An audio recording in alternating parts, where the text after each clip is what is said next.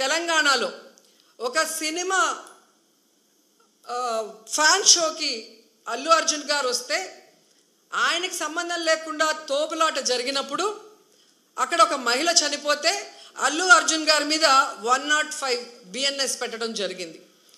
మరి అలాంటప్పుడు ఇక్కడ ప్రతి సంవత్సరం లక్షలాది మంది వస్తారని తెలిసి వాళ్ళకి సేఫ్టీ కల్పించి వాళ్ళకి అన్ని సౌకర్యాలు అందించి వాళ్ళకి టికెట్లు ఇవ్వడానికి క్యూలో ఏర్పాట్లు చేయాల్సిన బాధ్యత ఉన్న చంద్రబాబు నాయుడు గారి నుంచి టీటీడీ చైర్మన్ పాలక మండలి నుంచి కింద స్థాయి ఎస్పీ వరకు మరి అందరూ బాధ్యత వహించాలి కదా.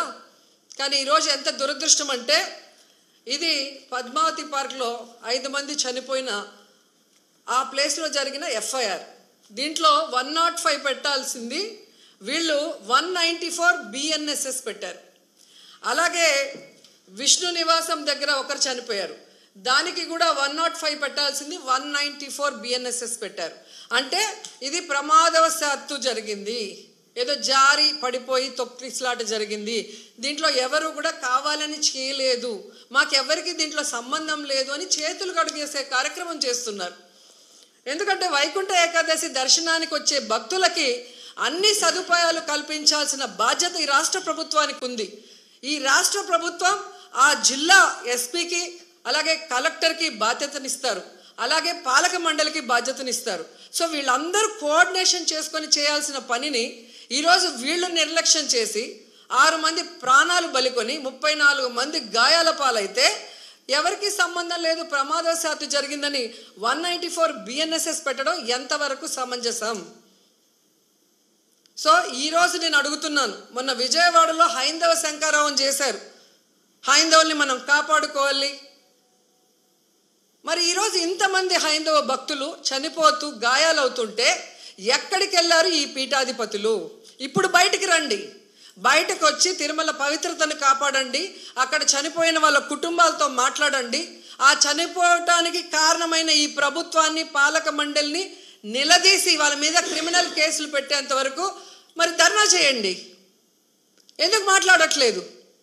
అలాగే మీరు మొన్న చూస్తే అసలు లడ్డూలో కల్తీ జరగకపోయినా వీళ్ళు చెప్పిన అబద్ధాన్ని వీళ్ళ కూటమి ప్రభుత్వంలో ఉన్న బీజేపీ మాధవీలత గారు వందే భారత్ ఎక్స్ప్రెస్లో భజన చేసుకుంటూ వచ్చి ఎన్ని రకాలుగా మాట్లాడిందో మనం చూసాం. నిజంగా మీకు దేవుడి మీద భక్తి ఉంటే, భక్తుల మీద ప్రేమ అభిమానం ఉంటే ఈరోజు 6 మంది ఎవరి వల్ల అయితే చనిపోయారో ఈ ప్రభుత్వాన్ని నిలదీయండి. ఈ ప్రభుత్వంలో ఎవరెవరు ఈ చావుకు కారణమయ్యారో వాళ్ళందరి మీద మోడీ గారికి చెప్పి క్రిమినల్ కేసులు పట్టించండి. అంతేగాని ఈరోజు మీరు పూసుకొని మీరు చేస్తే మాత్రం అది కరెక్టు, వేరే వాళ్ళు చేస్తే తప్పు అన్నట్టుగా దొంగ మాటలు చెప్తూ ఎవరి మీద దుమ్మెత్తి పోయాలనుకుంటే ప్రజలు అన్నీ గమనిస్తున్నారు. అండ్ ఈరోజు మీరు చూస్తే మోడీ గారికి కూడా మేము విన్నవించుకుంటున్నాం, మీకు భక్తి ఎక్కువ ఉంది కాబట్టి ఈరోజు తిరుమలలో జరిగింది పూర్తిగా చంద్రబాబు నాయుడు గారి ఫెయిల్యూర్, ఆయన నియమించిన అఫీషియల్స్ పాలక మండలి ఫెయిల్యూర్. సో వీరందరి మీద విచారణ జరిపించి దీనికి ఎవరెవరి నిర్లక్ష్యం కారణమో వాళ్ళందరి మీద క్రిమినల్ కేసులు వేసి వీళ్ళందరినీ లోపల పెట్టాలి. ముందు వీళ్ళందరితో రాజీనామా చేయించాలని కూడా డిమాండ్ చేస్తున్నాం. ఇక హోంమంత్రి గారు ఉన్నారు, ఎప్పుడు ప్రెస్ మీట్ పెట్టి ఎవరి మీద దుమ్మెత్తి పోద్దామా, ఎవరిని మాట్లాడదామా అనుకుంటున్నారే తప్ప వీళ్ళు వచ్చిన తర్వాత ఈ రాష్ట్రంలో లా అండ్ ఆర్డర్ ఎలా దిగజారిపోయింది, మహిళల మీద ఎలా అఘాయిత్యాలు అవుతున్నాయి, ఏ విధంగా మనుషులు చనిపోతున్నారు తోపులాట్లో పోలీసుల నిర్లక్ష్యం వల్ల, వీళ్ళకి కంట్రోల్ లేదనేది స్పష్టంగా అర్థమవుతుంది.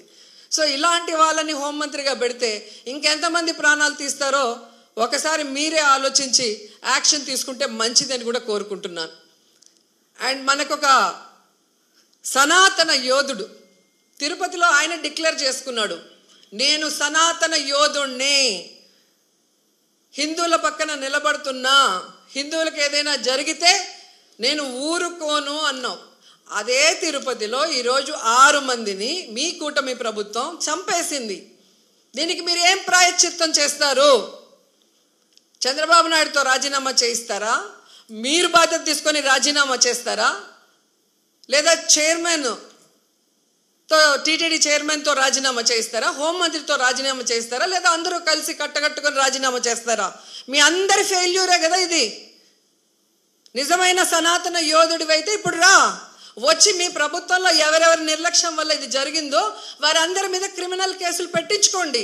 అంతేగాని ప్రమాదవశాత్తు జరిగిందని 194 BNSS పెట్టేసి చేతులు కూడా వాయిస్ రికగ్నిషన్ కానీ వాళ్ళకి టోకెన్స్ ఇష్యూ చేయడం కానీ ప్రతి ఒక్కటి చాలా పక్కాగా చేశాం.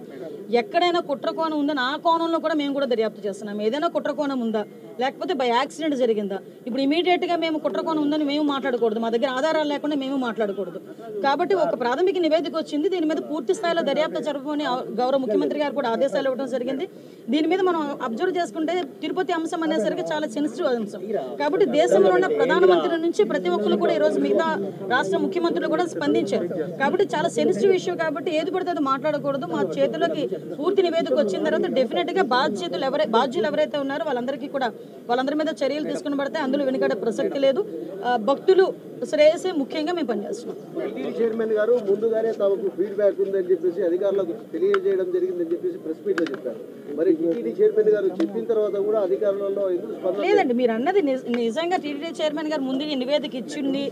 మా అధికారులు కనుక అడ్మినిస్ట్రేషన్ విషయంలో ఎక్కడైనా లోపాలు జరుగున్నాయో ఇప్పుడు మాకు ఎలాగో మన సీఎం గారు వస్తున్నారు, ఇప్పుడు సీఎం గారు వచ్చేసరికి మాకు క్లియర్ నివేదిక ఉంటుంది. నిజంగా అలాంటి పరిస్థితులు ఏమైనా ఉన్నాయి, ఎవరైనా ఏ స్థాయిలో వ్యక్తి అయినా కూడా అతని మీద చర్యలు తీసుకోవడానికి ఎక్కడ కూడా వెనుకాడం. అదే విషయం చెప్తున్నాను కదా సార్. నిజంగా అదే పరిస్థితి జరిగి బాధ్యతారహితంగా ఎవరైనా పనిచేసి ఉంటే బాధ్యతారహితంగా పనిచేసిన ప్రతి ఒక్కరి మీద కూడా చర్యలు ఉంటాయి. ఇదేది దాగేదేం కాదు కదా. ఈ రోజు కాకపోతే రేపైనా తెలుస్తుంది ఎవరు బాధ్యతారహితంగా పనిచేశారన్నది. కాకపోతే ప్రతి ఒక్కరు కూడా బాధ్యతారహితంగా పనిచేయాలని మేము కోరుకుంటున్నాం. ఎందుకంటే లక్షలాది మంది భక్తులు వచ్చే పుణ్యక్షేత్రం ఇది. దయచేసి అటువంటి బాధ్యతారహితంగా పనిచేసిన ఏ స్థాయి వ్యక్తిని కూడా